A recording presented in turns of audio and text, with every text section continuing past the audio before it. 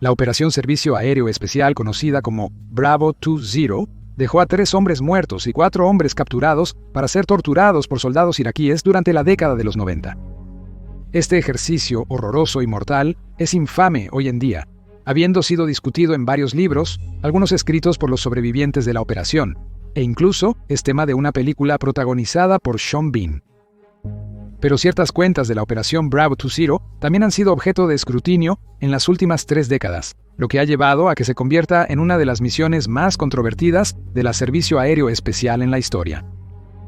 El 23 de enero de 1991, 8 hombres del Servicio Aéreo Especial del Ejército Británico fueron desplegados a Irak.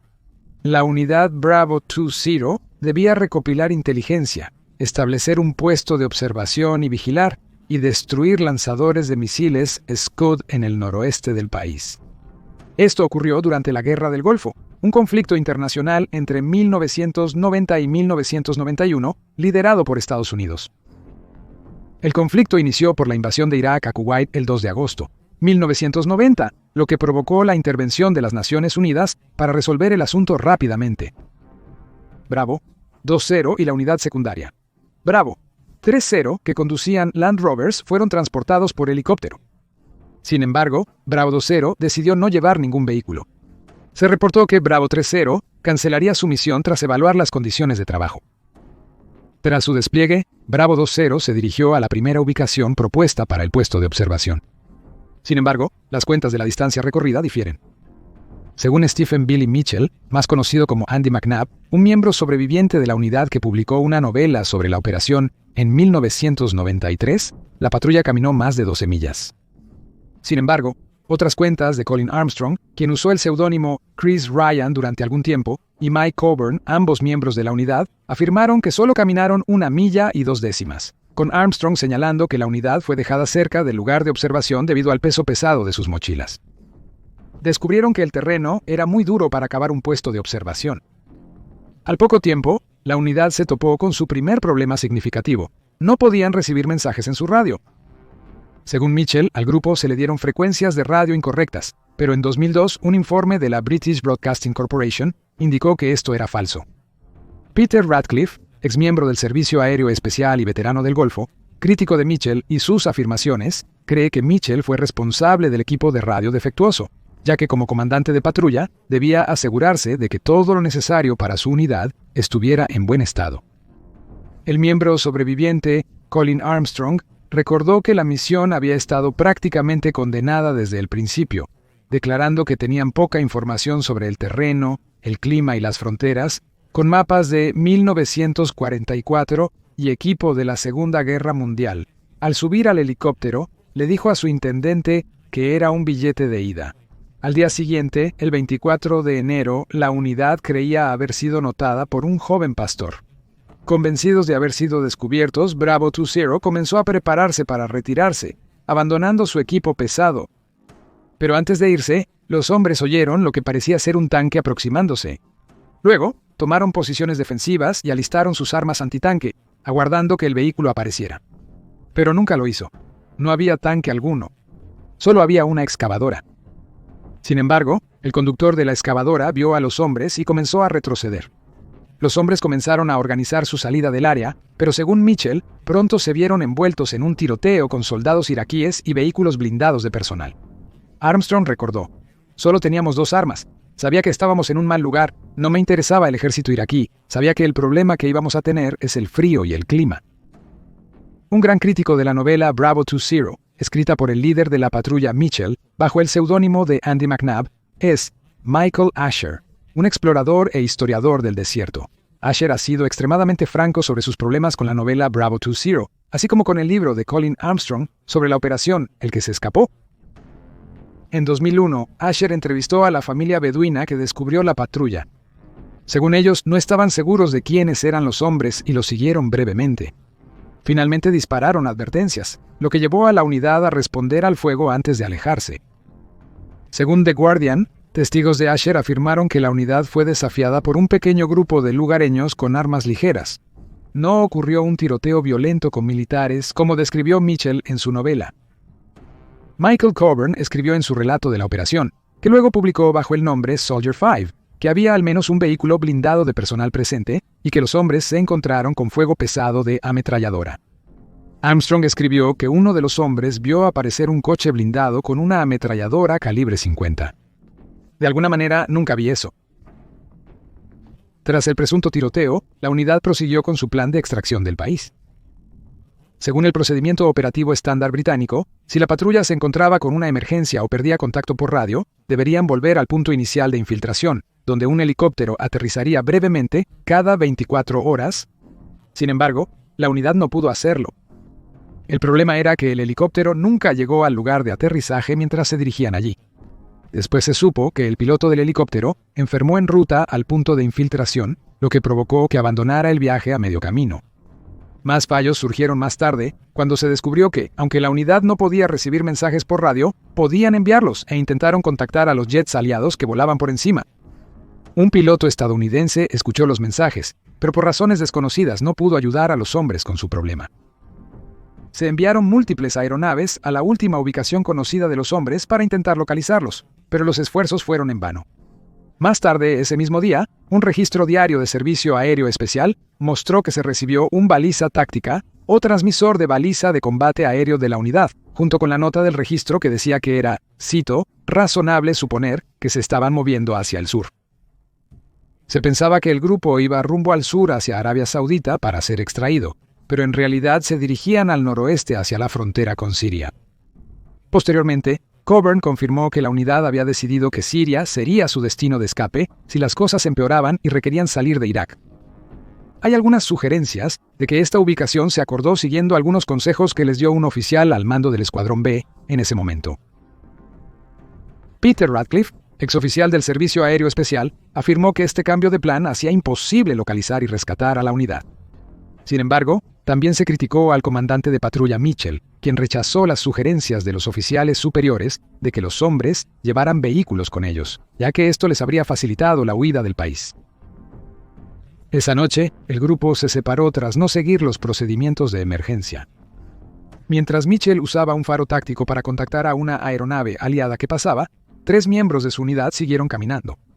Esos miembros incluían a Armstrong, Vincent Phillips y Malcolm McGowan. Coburn y otros 3 miembros de la unidad, Stephen Lane, Ian Pring y Robert Consiglio, se quedaron atrás con Mitchell. Ambos grupos comenzaron por separado a dirigirse hacia la frontera siria. No está claro por qué Armstrong y los otros 2 hombres se fueron sin el resto del grupo. En la noche del 25 de enero, las cosas tomaron un giro cuando Phillips comenzó a sufrir de hipotermia.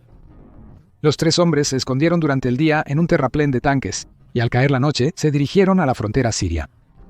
Pronto, Phillips se sintió tan mal que no pudo sostener su arma y se la dio a McGowan. La condición de Phillips empeoró mientras los hombres avanzaban con dificultad. En un momento, se confundió tanto que pensó que sus guantes negros eran sus manos y que su piel se había vuelto negra como el alquitrán y comenzó a gritar de terror. Phillips, confundido y asustado, se separó de sus 2 compañeros de equipo. Armstrong recordó más tarde, cita, «Estaba con Vince y él estaba muriendo, e intenté todo para convencerlo de que siguiera moviéndose. Fue un desastre total. El clima era el mayor enemigo». Phillips murió más tarde, solo y separado de su unidad, a la edad de 36 años. Armstrong y McGowan lo buscaron en la oscuridad por 20 minutos antes de continuar sin él, con Armstrong esperando que Phillips siguiera vivo. Al mediodía del 26 de enero, un pastor de cabras avistó a Armstrong y McGowan. Los 2 hombres consideraron ejecutar al pastor para que no alertara a los soldados iraquíes, pero decidieron no hacerlo. McGowan optó por hablar con el pastor para encontrar un vehículo. No obstante, Armstrong se rezagó. Acordaron que McGowan regresaría a las 6:30 p.m., y aunque se llevó el arma de Philip consigo, dejó atrás su kit de cinturón para que no, citando, pareciera una figura tan agresiva. McGowan caminó con el pastor por 4 horas hasta encontrarse con unos hombres en un Toyota Land Cruiser. Armstrong informaría más tarde que McGowan disparó y mató a un hombre desarmado mientras corría hacia el vehículo antes de disparar a otros 2 hombres, ambos armados. Sin embargo, se quedó sin municiones y fue detenido mientras intentaba robar el Toyota. Según Mitchell en su libro, el pastor se separó de McGowan luego de indicarle cómo llegar a una cabaña cercana a 2 vehículos, una versión distinta de los hechos. Luego, McGowan enfrentó violencia, viéndose forzado a matar a un soldado iraquí uniformado que intentaba robar uno de los autos. Momentos después, cita, 6 o 7 soldados más salieron de la cabaña. McGowan derribó a 3 de ellos antes de que su arma se atascara y fue detenido mientras estaba sentado en uno de los vehículos. McGowan en 2002 estuvo de acuerdo en parte con su versión de la historia, declarando que se encontró con un soldado mientras se acercaba a un vehículo. Cita, saqué mi carta fuerte, que era Mojave, y él no dijo nada, y yo seguí hablando, y luego él corrió hacia el vehículo. Le disparé en la cabeza. Un solo disparo. McGowan se percató de que se había quedado sin municiones mientras más soldados emergían. Phillips no había recargado su arma desde el 24 de enero. Luego McGowan fue capturado. Más tarde esa noche, Mitchell, Coburn, Lane, Preen y Consiglio robaron un taxi a punta de pistola, con Consiglio simulando estar herido al costado de la carretera. Mitchell escribiría después en su libro que todos los ocupantes del taxi fueron desalojados y luego condujeron hasta el puesto de control más cercano, donde Lane disparó y mató a un soldado y otros del grupo mataron a otros 2 soldados iraquíes más. Sin embargo, Armstrong señaló en su relato de segunda mano que el grupo había sido llevado al puesto de control por uno de los ocupantes del taxi, quien dio la alarma, obligando al grupo a continuar su viaje a pie. Michael Asher ha señalado sus críticas a la versión de Mitchell en los años posteriores, afirmando que no hubo tiroteo ni bajas iraquíes reportadas durante este tiempo, a pesar de lo que Mitchell afirma. Asher afirmó que al entrevistar al policía que detuvo el coche, descubrió que la historia real se acerca mucho más a la versión de los hechos de Armstrong, añadiendo que cuando habló con el policía, cita, había muchos detalles similares que respaldaban lo que escuché de los iraquíes. A la mañana siguiente, el 27 de enero, Mitchell y sus 4 hombres se encontraron con los lugareños y la policía. Cerca de las 2 a.m. durante el encuentro, civiles armados dispararon y asesinaron a Consiglio. Poco después, Lynn murió de hipotermia y capturaron a Pring, Mitchell y Coburn. Coburn también fue disparado en el brazo y el tobillo durante el conflicto. Los 3 hombres se unieron a McGowan, quien todavía estaba bajo custodia. El cuarteto fue trasladado varias veces, y cada vez fueron recibidos con tortura e interrogatorio agresivos. Aunque Mitchell parecía escribir sobre extremos como extracciones dentales y quemaduras, McGowan luego aclaró que tales incidentes, cita, no sucedieron. Es inconcebible que tales incidentes pudieran haber ocurrido sin que se discutieran o fueran físicamente obvios. Los hombres fueron finalmente liberados el 5 de marzo, con un representante de la Cruz Roja describiéndolos como en buena forma. Mientras tanto, Colin Armstrong todavía estaba solo. Tras capturar a McGowan, prosiguió hacia la frontera siria según lo planeado inicialmente. Hablando con Forces.net, recordó, cita, fueron 7 días sin comida y los últimos 3 días sin agua. Había bebido agua de una planta química llena de efluentes que me quemaron la boca. Durante las últimas 3 noches, sin nada, caminé unos 40 kilómetros cada noche. Empecé a alucinar y a ver visiones de mi hija. Era tan vívido que extendía mi mano para agarrarla, y ella me hablaba. Después de 7 días, habiendo caminado 186 millas, llegó a la ciudad fronteriza de Abu Kamal. Armstrong fue llevado a la embajada británica en Siria antes de ser devuelto a casa. Y había pus saliendo de todas las áreas ampolladas. Tenía úlceras de decúbito y un hígado dañado. Más tarde, Armstrong fue llevado a la embajada británica en Siria antes de ser devuelto a casa. Según Forces.net, no está amargado por lo que soportó, declarando, es guerra. La niebla de la guerra, la confusión de la guerra. Estábamos saliendo para meternos en una pelea.